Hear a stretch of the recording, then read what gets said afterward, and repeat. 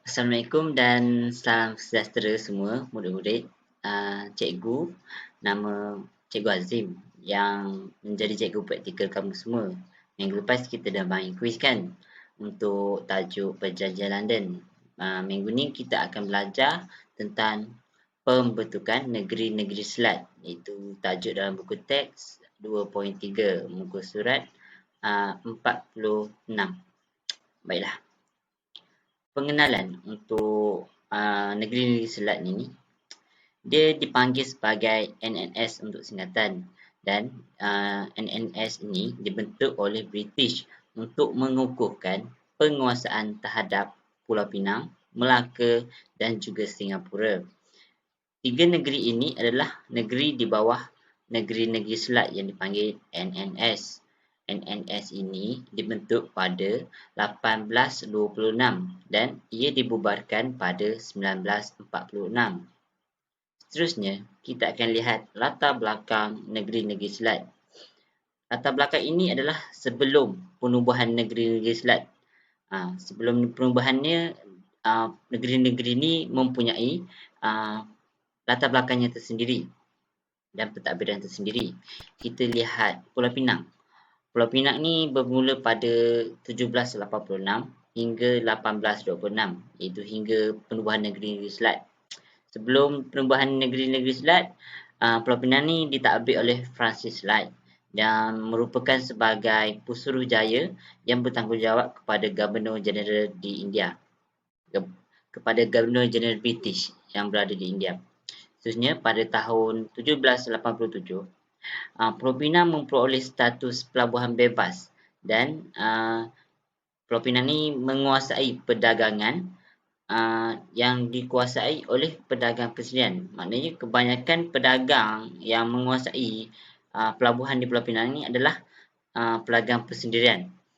Pada tahun 1805 pula, pelabuhan ini dinaik taraf dan menjadi presidensi keempat selepas Benggala, Madras dan Bombay di India. Maknanya Benggala, Madras dan Bombay ini adalah pelabuhan yang penting kepada British, dan Pulau Pinang ini menjadi presidensi keempat, maknanya pelabuhan keempat yang terpenting kepada British. Seterusnya, Gubernur dilantik sebagai ketua pentadbir Pulau Pinang. Maknanya Gubernur ni mengambil alih tugas daripada Pusurujaya. Maknanya dia telah berubah. Seterusnya, kita akan lihat latar belakang negeri Singapura. Pada tahun 1819 hingga 1826, Singapura ini pada mulanya dia ditadbir oleh Residen yang bertanggungjawab kepada Lieutenant Governor British di Bengkahulu dan Sumatera. Pada tahun 1823, dia diisytiharkan sebagai pelabuhan bebas, dan pelabuhan di Singapura ini menjadi pusat pertemuan pedagang persendirian.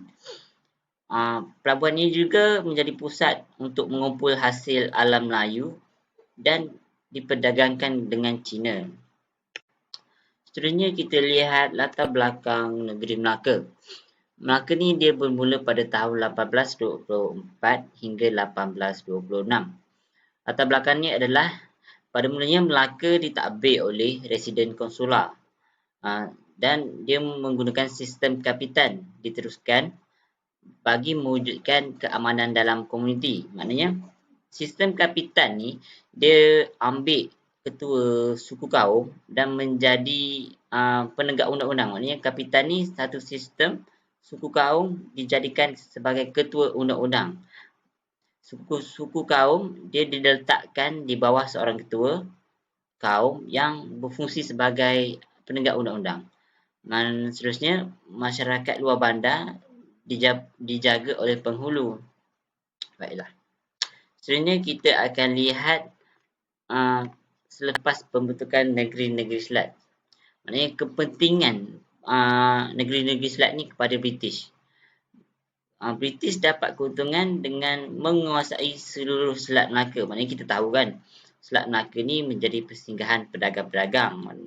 Maknanya apabila British dapat menguasai Melaka, maknanya ekonomi British akan meningkat.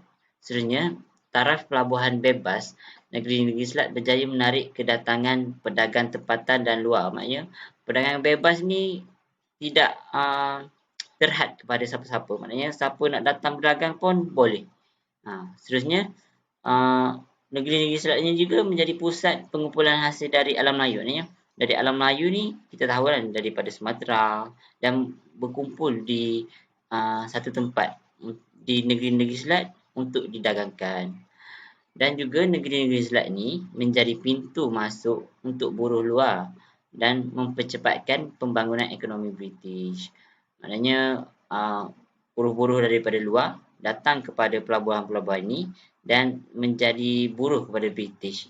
Maknanya apabila tenaga kerja ramai, ekonomi British pun akan meningkat. Seterusnya adalah penanam modal oleh pelabur asing. Maknanya orang-orang pelabur asing ni dia tengok negeri-negeri Selat ni maju.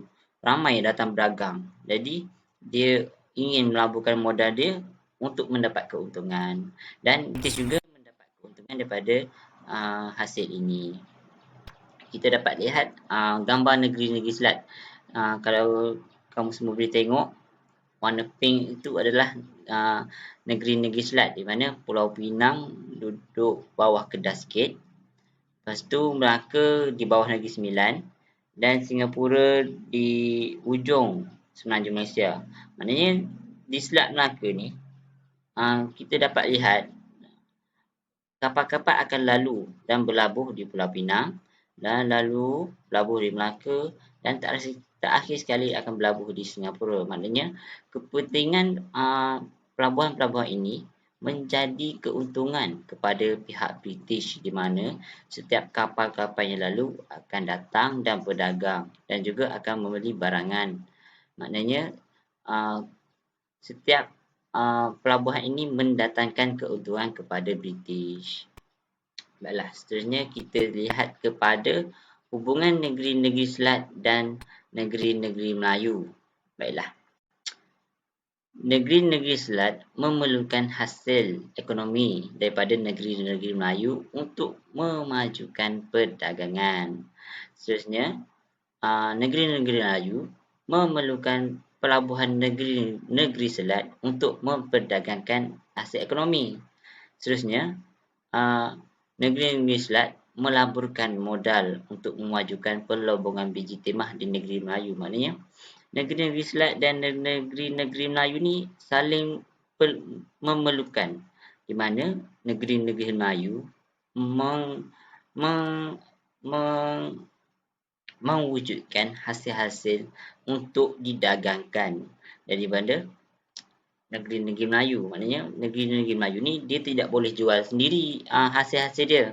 Jadi dia memerlukan bantuan negeri-negeri Selat kerana negeri-negeri Selat mempunyai kemudahan pelabuhan bebas di mana kedua-kedua negeri-negeri Selat dan juga negeri-negeri Melayu saling memerlukan.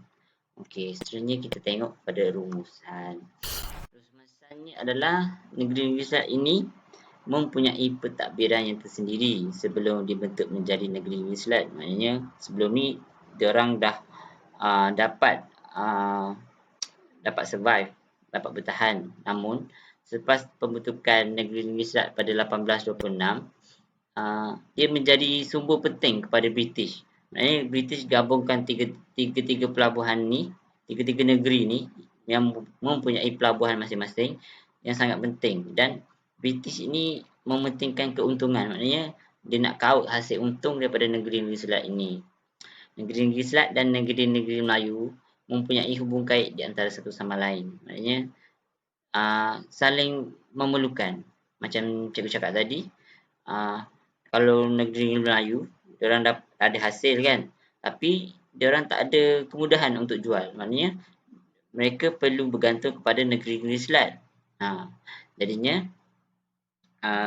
pembentukan negeri-negeri Selat ni dapat dilihat mendatangkan untung kepada pihak British. Baiklah, itu saja untuk hari ini. Nanti cikgu akan bagi latihan ya. Nanti jawab, dan latihan itu adalah sebagai kehadiran kamu semua. Sekian, terima kasih. Assalamualaikum.